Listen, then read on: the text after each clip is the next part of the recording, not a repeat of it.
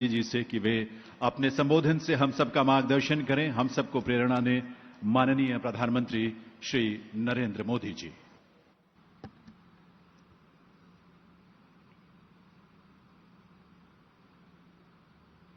नमो बुद्धाय। इस पवित्र मंगल कार्यक्रम में उपस्थित उत्तर प्रदेश के राज्यपाल श्रीमती आनंदीबेन पटेल, उत्तर प्रदेश के मुख्यमंत्री श्रीमान योगी आदित्यनाथ जी, कैबिनेट में मेरे सहयोगी श्री जी किशन रेड्डी जी, किरण रिजिजू जी, ज्योतिरादित्य सिंधिया जी, श्रीलंका से कुशीनगर पधारे श्रीलंका सरकार में कैबिनेट मंत्री श्रीमान नमल राजपक्षा जी, श्रीलंका से आए अति पूजनीय हमारे अन्य अतिथिगण, म्यांमार, वियतनाम, कंबोडिया, थाईलैंड, लाओ पीडीआर, भूटान और दक्षिण कोरिया के भारत में excellency ambassadors, Sri Lanka, Mongolia, Japan, Singapore, Nepal और अन्य देशों के वरिष्ठ राजनयिक, सभी सम्मानित भिक्षुगण और भगवान बुद्ध के सभी अनुयायी साथियों, अश्विन महीने की पूर्णिमा का ये पवित्र दिन कुशीनगर की पवित्र भूमि और अपने शरीर अंशों रैलिस के रूप में भगवान बुद्ध की साक्षात उपस्थिति, भगवान बुद्ध की कृपा से आज के दिन कई अलौकिक संगत, कई अलौकिक संयोग एक साथ प्रकट हो रहे हैं। अभी यहां आने से पहले मुझे कुशीनगर इंटरनेशनल एयरपोर्ट के लोकार्पण का सौभाग्य मिला है। कुशीनगर इंटरनेशनल एयरपोर्ट के जरिए पूरी दुनिया से करोड़ों बुद्ध अनुयायियों को यहां आने का अवसर मिलेगा, उनकी यात्रा आसान होगी। इस इंटरनेशनल एयरपोर्ट पर श्रीलंका से पहुंची पहली फ्लाइट से अति पूजनीय महासंघ, सम्मानित भिक्षुओं और साथियों ने कुशीनगर में पदार्पण किया है।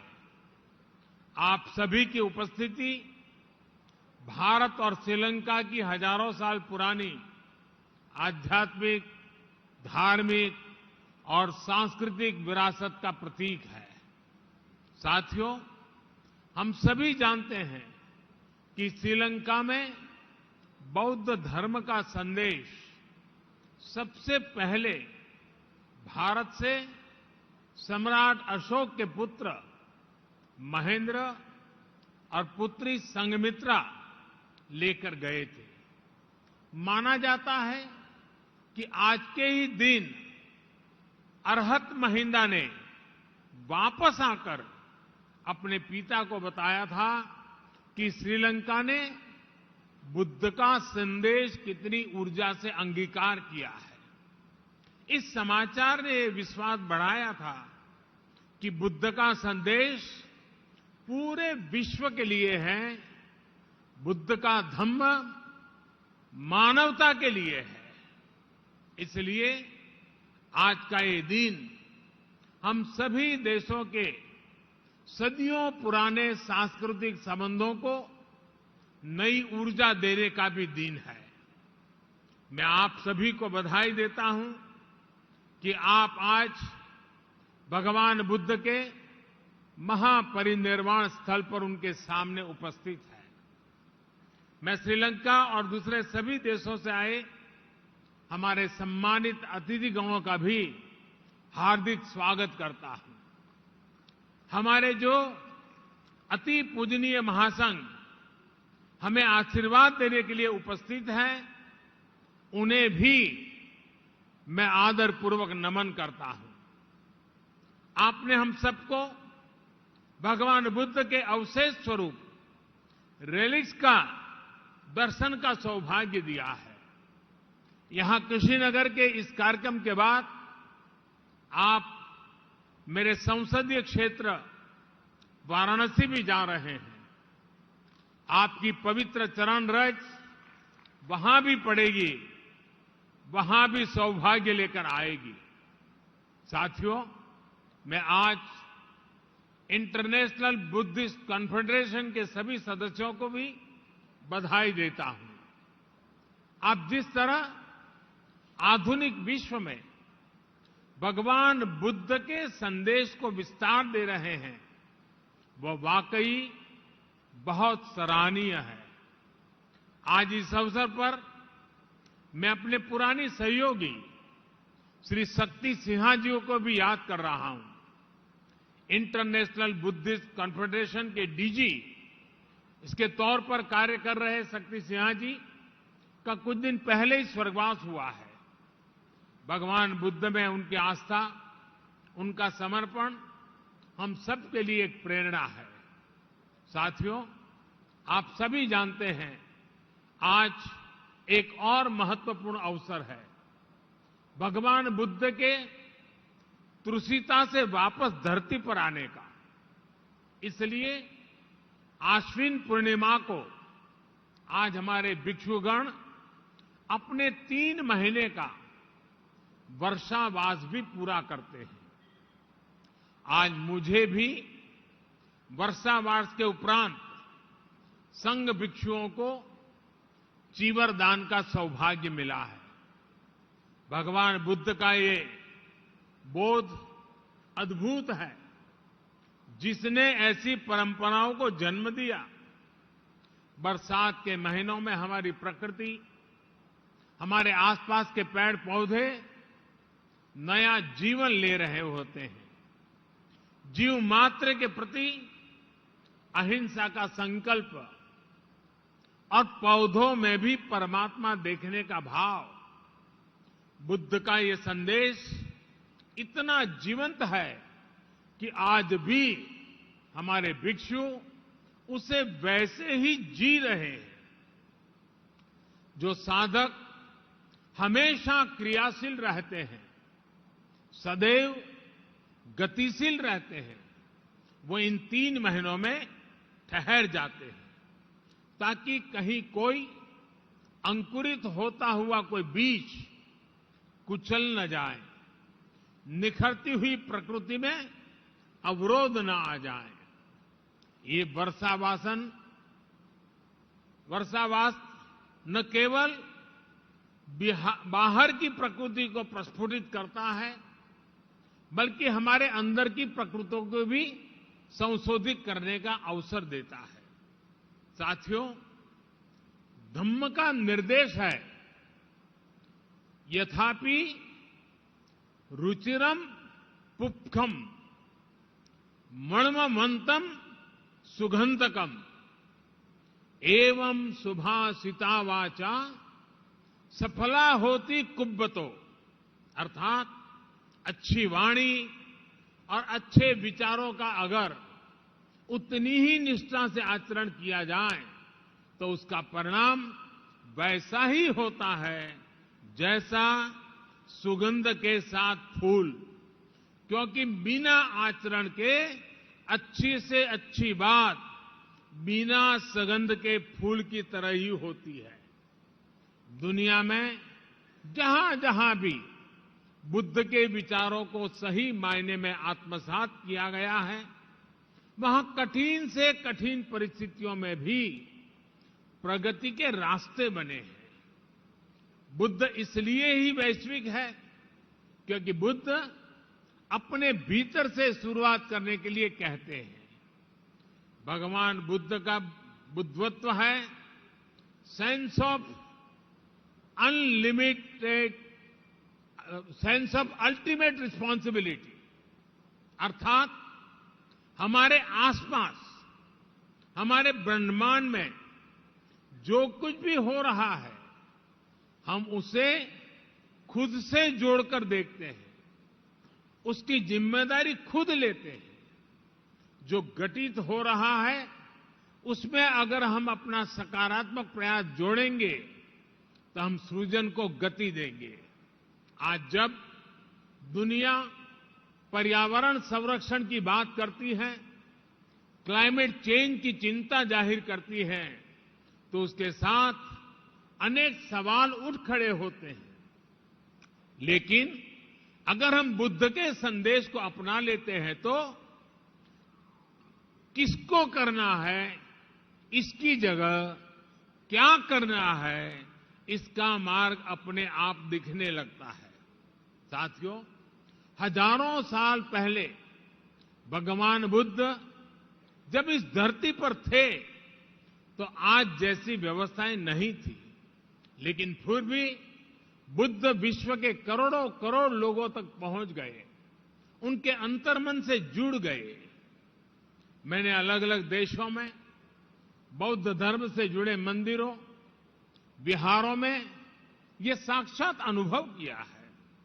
मैंने देखा है कैंडी से क्योटो तक, हेनोई से हम्बनटोटा तक भगवान बुद्ध अपने विचारों के जरिए मठों, अवशेषों और संस्कृति के जरिए हर जगह है। ये मेरा सौभाग्य है कि मैं कैंडी में श्री डलाडा महिला गोवा वहां दर्शन करने पहुंचा था।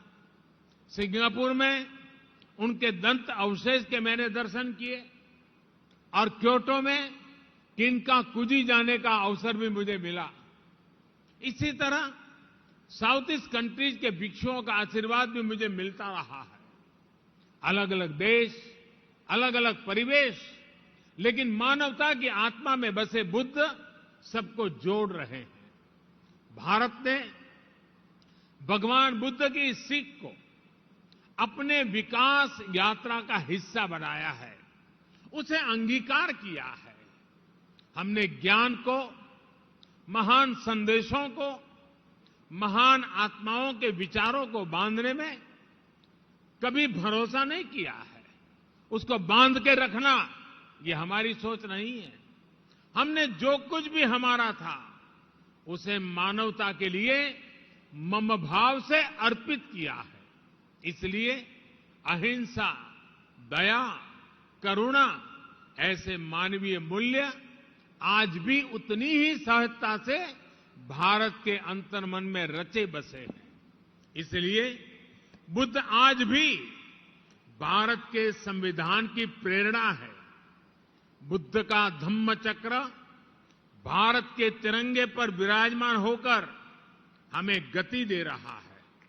आज भी भारत की संसद में कोई जाता है तो इस मंत्र पर नजर जरूर पड़ती है, धर्म चक्र प्रवर्तनाय।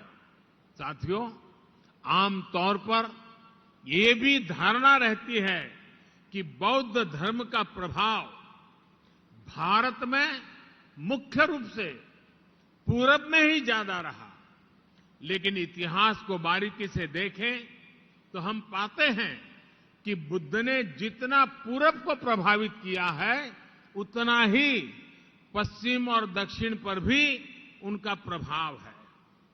गुजरात का वडनगर, जो मेरा जन्म स्थान भी है, वो अतीत में बौद्ध धर्म से जुड़ा एक महत्वपूर्ण स्थान रहा है।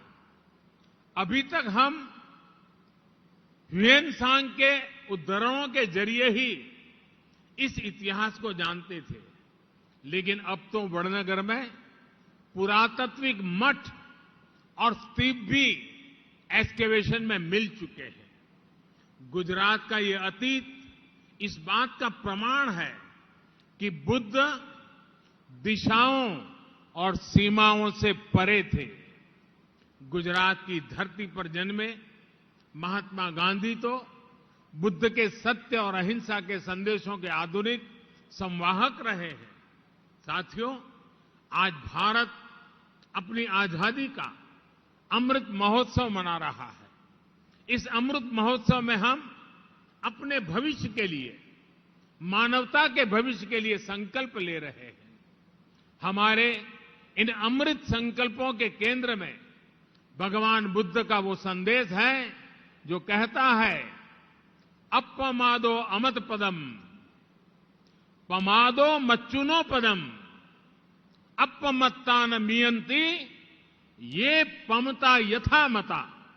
यानी प्रमाद न करना अमृत पद है और प्रमाद ही मृत्यु है। इसलिए आज भारत नई ऊर्जा के साथ आगे बढ़ रहा है, पूरे विश्व को साथ लेकर आगे चल रहा है। भगवान बुद्ध ने कहा था, अप्पदीपो भव, यानी अपने दीपक स्वयं बनो। जब व्यक्ति स्वयं प्रकाशित होता है तभी वह संस्कार को भी प्रकाश देता है। यही भारत के लिए आत्मनिर्भर बनने की प्रेरणा है। यही वो प्रेरणा है जो हमें दुनिया के हर देश के प्रगति में सहभागी बनाने की ताकत देती है। अपने इसी विचार को आज भारत सबका साथ, सबका विकास, सबका विश्वास और सबका प्रयास के मंत्र के साथ आगे बढ़ रहा है। मुझे पूरा विश्वास है कि भगवान बुद्ध के इन विचारों पर चलते हुए हम सब एक साथ मिलकर मानवता के कल्याण का मार्ग प्रशस्त करेंगे। इसी कामना के साथ आप सभी का बहुत बहुत धन्यवाद। भवतु सर्वमंगलम। नमो बुद्धाय।